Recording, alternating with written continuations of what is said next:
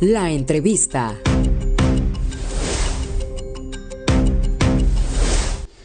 Vamos a platicar con la gran periodista de investigación Laura Sánchez Ley, a quien saludo por supuesto con mucho gusto. Laura, ¿cómo estás? Muy buenas tardes. Colega, buenas tardes. Muy bien, muchísimas gracias. ¿Cómo estás tú?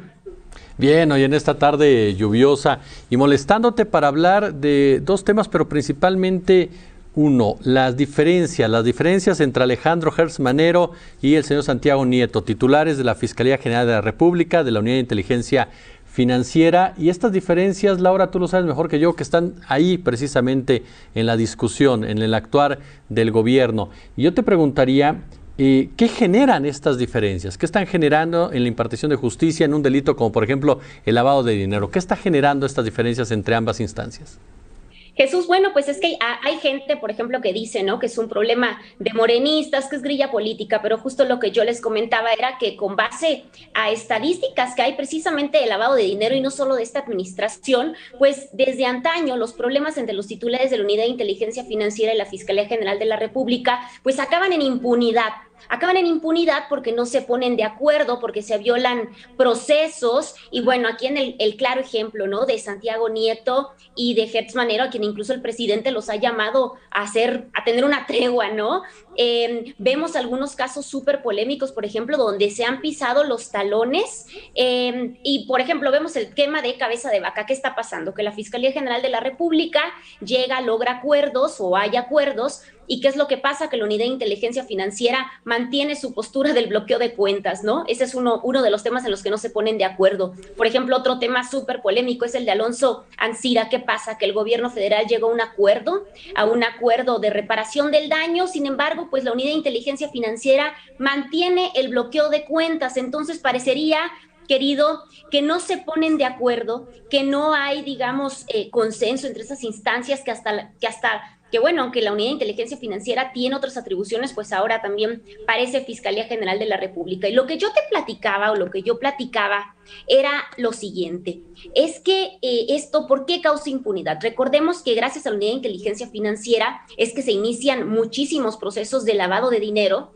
dada la relevancia que tiene esta unidad, a pesar de no ser fiscalía. Entonces, ¿qué es lo que sucede? Que en este camino en el que no se ponen de acuerdo, que el mismo Santiago Nieto ha dicho, por ejemplo, que él manda muchísimas cosas que tienen relación con lavado de dinero. Sin embargo, el fiscal no le da continuidad a estas carpetas de investigación. Tenemos, por ejemplo, que en 13 años se abrieron solo 1,600 averiguaciones, es decir, expedientes por lavado de dinero. ¿Y qué fue lo que pasó? Muchas de estas averiguaciones, estamos hablando de 3 sexenios, incluido el de ahora, ya con Santiago Nieto, pues que solamente existen 44 personas con una sentencia por el delito de operaciones con recursos de procedencia ilícita. Y lo peor es que la pena más baja por este delito, pues es apenas de 5 años de prisión. Entonces, cuando tú te pones a revisar las sentencias, cuando te pones a revisar todos los amparos que se han interpuesto, pues te das cuenta que el fracaso en el combate al lavado de dinero tiene también muchísimo que ver,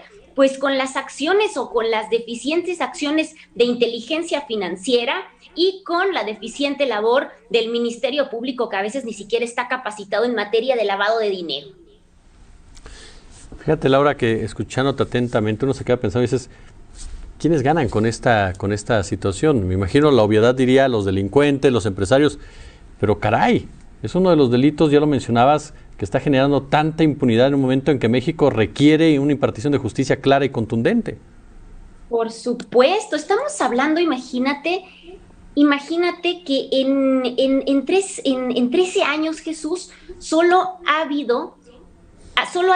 el 2% de los casos de este mundo de carpetas que se inician han terminado en una sentencia. Quiere decir que México realmente es el país que le gusta muchísimo a la gente para lavar dinero, porque no pasa nada, porque se cometen muchísimas irregularidades. Esto que te comentaba, por ejemplo, la mayoría de los casos, cuando tú los revisas, no creas que viene de estos grandes anuncios de la Unidad de Inteligencia Financiera de la Fiscalía General de la República, vienen de revisiones en aeropuertos, querido Jesús. Estas detenciones detenciones en los aeropuertos donde de repente veíamos comunicados que una mujer transportaba $80,000, $500,000. Entonces, esto es como, vamos, cómo se maneja este asunto. Entonces, lo único que deja en este tipo de peleas es que permanezca esta estadística del 98% de impunidad en un país donde tenemos muchísimas carpetas de investigación, un país estratégico por su cercanía con Estados Unidos para el delito de lavado de dinero. Y pues bueno, entonces yo es lo que les digo, esto no es un pleito entre morenistas, eso es un pleito que tiene que ver y está ligado totalmente a los índices de impunidad. Y hay que ver, Jesús, va a la mitad del sexenio, sin embargo, pues vemos que básicamente el delito de lavado de dinero va igual que otras administraciones. Oye, Laura, finalmente agradeciéndote tu presencia, por supuesto, no puedo dejar de preguntarte sobre Emma Coronel, el caso de Emma Coronel. ¿Cómo se encuentra en este momento y qué es lo que viene para la pareja de Joaquín El Chapo Guzmán? Uy. Panorama complejo, querido Jesús. Bueno, ya se habían revelado en algunas ocasiones que el 15 de septiembre podría ser el momento en que ella se le iba a dictar sentencia.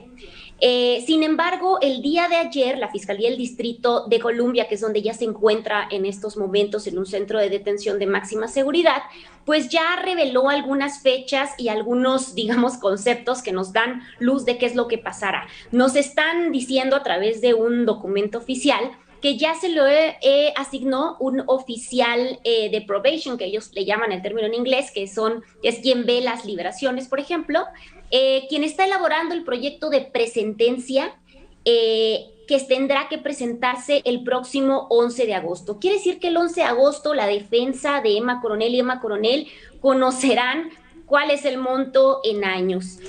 Sin embargo, bueno, ya hay conceptos como oficiales de preliberación, ¿no? Entonces, el 25 de agosto es la fecha en la que ella tendrá que,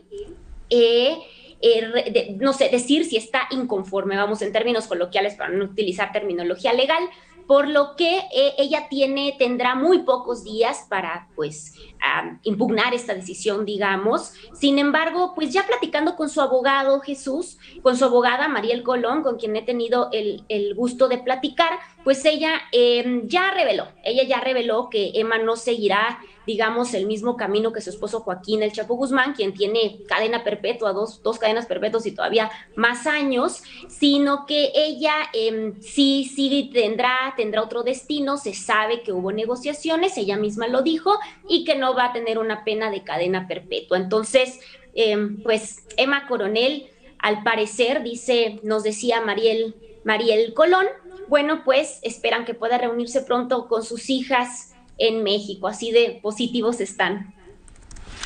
Mi querida Laura Sánchez Ley, gran periodista de investigación, yo como siempre me siento honrado de platicar contigo aquí en La Octava. Te mando un fuerte beso y abrazo. Muchas gracias, Laura. Un abrazo muy grande, querido Jesús, por el espacio. Gracias. Muchas gracias, Laura Sánchez Ley. Hacemos una pausa, no se vaya, regresamos por supuesto con más.